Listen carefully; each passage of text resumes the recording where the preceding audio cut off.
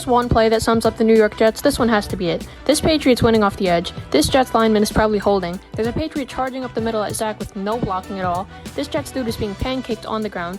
We have these two idiots staring at each other like, yo, what are we doing? I don't know, let's just stand here. We have 78 touching his own lineman. On top of that, we have two receivers with zero separation, and the cherry on top has to be Zach Wilson throwing this pick.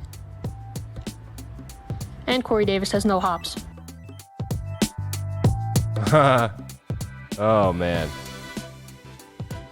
A 12-year-old or 14-year-old or somebody on TikTok roasting the New York Jets. This is Interesting to See, your daily sports podcast about news, narratives, takes, and gambling back on YouTube. I hope. We'll see how this goes this time around. Today we're going to be previewing Thursday night football. We're going to do some other stuff as well, including I'm going to check in with Herb and Meyer, see how he's doing. Poor guy. You know, I kind of feel bad for him at this point. We're going to start today with an epic comeback. That epic comeback is Scott Kasmir. For those of you baseball fans, you'll recognize Scott Kasmir as a name.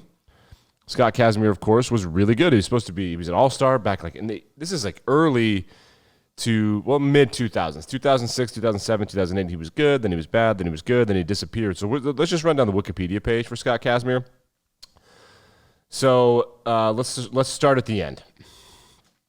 At the end of the year in 2017, Scott Kasmir was traded with a bunch of other stuff from the Dodgers to the Braves. It didn't really work out for him. The Braves released him and made him a free agent in the 2018 season. He did not want to retire. He just didn't play in 2018 or 2019, at which point in time, I think he was like in his mid to late 30s. Let's see how old he is now. It's crazy. He's 37 now. So he's in his mid 30s in 2018, 2019, didn't want to. So then out of nowhere in 2019, end of 2019, early 2020, he decided he wanted to play baseball again professionally. And you're like, oh, okay, dude, because he really fell off a map. He was an ace, and he just fell off the map. On August 25th, 2020, he joined the Eastern Reyes del Tigre in the Constellation Energy League, which I don't know what that is. They paused play due to the pandemic. And then in February 2021, he was working hard. He signed a minor league contract as a late 30-year-old with the San Francisco Giants organization. He was selected to the active roster. He was named the starting pitcher for the Giants. He pitched 4 innings in early 2021. He did okay, not great, kind of bad. Actually, they designated him for assignment on June 5th, which means that, like, hey, buddy, we're going to have to put you down. He played for the AAA team, and then he was chosen for the Olympic team. Won a silver medal, Scott. And last night he started and pitched incredibly well for the San Francisco Giants. It's a cool comeback story. This dude was not in baseball for 2 years. It just shows that pitching is it's just a talent. It's not like the high-level pitching and doing it with your brain and the chest part of it is a skill, but you either have it or you don't. This guy didn't have to play. And now he's back. He pitched incredibly well in that last night, which is it's a ridiculous story. He was in Japan for the Olympics and he's not playing. It was kind of a cool story. For those of you that don't know Scott Kasmir, you can go back and look at him. He was on the Tampa Bay Devil Rays back when they were the Devil Rays, the teams that lost to the Phillies for the World Series, which must have been 2010, 2011. He was good. He was considered the best pitcher in baseball for a couple minutes there. It was pretty incredible. There's another incredible comeback story happening in the NFL this year, which we'll take a look on a deep dive or maybe on a Friday as things round into form here. Malik McDowell, former first-round pick from Michigan State of the Seattle Seahawks, and he's back. He's back in professional football. Really crazy stuff. Comeback stories make me happy. All right, let's look at Thursday night football. We'll start with the preview. The Thursday night game tonight. Around halftime of the games on Sunday, I was incredibly excited for Thursday night football, and now I am not. That is because Tyrod Taylor, starting quarterback for the Houston Texans, is hurt. He will not be playing. I don't know what it is, but it's a thing that he can't play on a short week. That means third-round rookie out of Stanford, Davis Mills, former number 1 quarterback recruit who went to Stanford on purpose. He is now going to start for the Houston Texans. He looked okay against the Browns. Browns have a good defense, but the Panthers weirdly have the best defense in professional football. I don't know what that's about. Actually, I do. I totally predicted that. You invested a lot. Last year in 2020, the Panthers, they had 7 draft picks or 8 draft picks, all of which were used on defense. So, yeah, it makes sense. They have a good defense. They invested in it. It's crazy. The Houston Texans have signed a bunch of one-year mercenaries. They have like 20-something players of their 53 are on one-year deals. So what happened was they we have to play the season, so let's just go sign a bunch of guys. And they did, and it worked out. Like, they're playing hard. They're professional football players. They have no future. They have a quarterback who's accused of sexual assault on a massive level, both criminally and civilly is being accused of sexual assault in the state of Texas. But also he's holding in. So they're paying him to sit on the bench and not show up so they can start Tyrod Taylor and Davis Mills, which is weird. Like, should somebody sue someone over this? Should someone find someone? Like, how are they just – he's there. He doesn't want to play because he doesn't want to play for them. He said he's not going to play for them, but they're paying him? That doesn't make any sense to me. Why are they paying him? It's incredibly strange. Another storyline that's happening is how bad Adam Gase, former Jets head coach and former Dolphins head coach, how bad he really is with quarterbacks. Because Ryan Tannehill leaves, immediately becomes a borderline MVP candidate for the Titans. They go to the AFC Championship.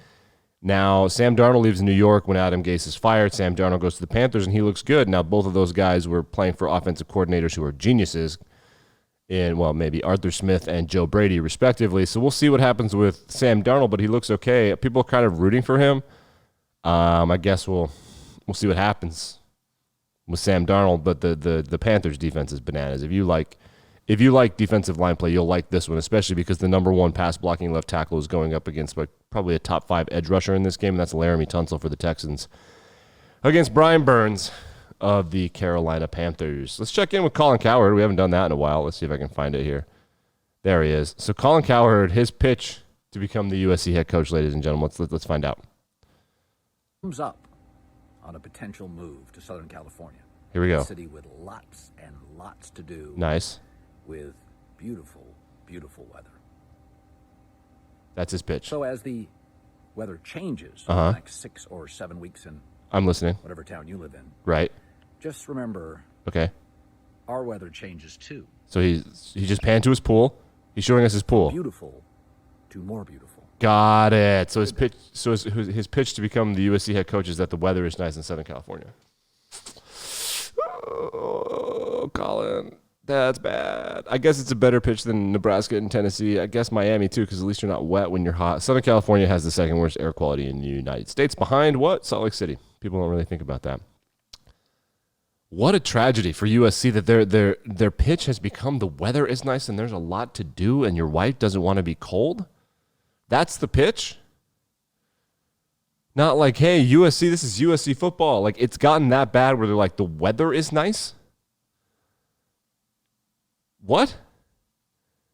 I imagine that Los Angeles' weather is probably far superior to the weather in Columbus, Ohio, or in Tuscaloosa, Alabama. But I'd probably rather coach one of those two teams. And for a long time, we kind of thought that USC was on that level, and they were. Pete Carroll made them that way. And now here's Colin Cowherd, West Coast aficionado, telling me that the weather is probably nicer where he lives than where you live. I think that this is going to be weird.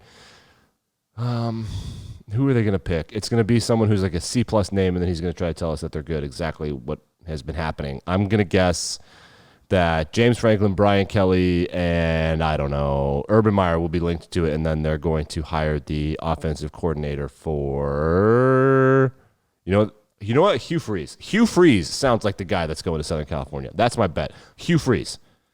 They'll like that. They'll definitely like Hugh Freeze. Yeah, totally. All right, let's talk about the Philadelphia 76ers. Ben Simmons, the former first overall pick in 2016 or 17 or whatever, he is not going to show up for camp because he doesn't want to play anymore for the city of Philadelphia. Why does he want to play for the city of Philadelphia? Because the fans are mean. Did he say that? No, but that is absolutely why. Ben Simmons, for those of you that don't know basketball that well, he is one of the most talented basketball players in the National Basketball Association, like Kawhi Leonard, LeBron James, Giannis Antetokounmpo. But Ben has this thing where A, he's scared, and B, he's scared. He's just scared to try because he can't shoot very well. I mean, most people in the NBA, they can shoot. Like now people can shoot the lights out. It's kind of crazy. And he can't do that. So he's scared to try. You know, it's like one of those things where, you know, your parents tell you, just take a swing. You might not hit the ball, but just strike out swinging. No, he doesn't do that because he can't get ridiculed. This is the second time the city of Philadelphia has had this guy that they put all their hopes behind. The other one was Carson Wentz. And then that person who's had their ass kissed their whole life has to grow up in Philly, and it didn't go well. Especially when you juxtapose him with like their favorite guy, Joel Embiid, who takes the criticism and messes with the fans, and he takes nights off occasionally as well, but they love him. But Ben Simmons says he doesn't want to play for Philly anymore, which is really strange because, like, the NBA has gotten to the place where players are so powerful they can kind of just decide that they don't play for a franchise anymore. Franchise don't have any protection. So he's just not showing up to camp. That's fine. If it's in the CBA, it's in the CBA. If he can hold out, he can hold out. That's fine. But if they can't find a trade partner, then what are they going to do? They're going to make him play, and he's going to go out there and half-ass it. It's a really kind of a strange situation. But the thing is, they're not going to find a trade partner because they know how skilled he is, but the lasting image of him is last year in the playoffs when he attempted 3 shots in the fourth quarter despite being one of their best players. He didn't even try. He is the worst free throw shooter last year in the playoffs, the worst free throw shooter in the history of the NBA. How are they going to trade him? Who can watch his playoff run and be like, yeah, I want that guy? So now he's throwing a little bit of a fit. It is what it is. I mean, I feel bad for him. I don't feel bad for him. This is sort of the weird penance of the process. Like, you can't scout personality. Let's check in with Urban Meyer. Speaking of penance and decisions we regret, let's listen to what he has to say about NFL opponents. Here we go. Players in this league, man. Yeah, there are. It's Alabama every week. Yep. You can't take weeks off. Yeah. No Akron in the NFL. Actually, you're kind of the Akron in the NFL, buddy. Urban, that was him talking pregame to Vic Fangio. One of them is mic'd up and just hysterical. Poor Irby Burby. He's got to be the next head coach of USC. I mean, it would be stupid not to jump all over this. I mean, he should just resign and give the money back. Right? I mean, that's got to be the move. What are you going to do? I can't imagine a situation where, I guess the rumor is that he turned down the offer last year because he wanted more money. All right. Thursday Night Football tonight, Carolina Panthers, Houston Texans. The line is -8 for the Panthers. Over-under is 43, defensive battle.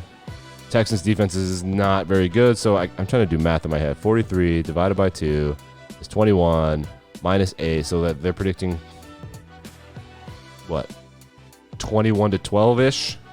No, somewhere in there. 24 to 13, something like that.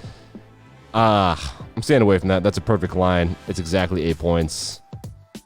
For me, this screams like 17 to 6. It's going to be a barn burner. It's going to be a weird arrived game for the Panthers, who are about to go 3-0, which is going to be exciting for all of us, especially if you picked them to win the NFC South in the face of the returning Super Bowl champs. Oh, that's me. Shouts to the futures right there.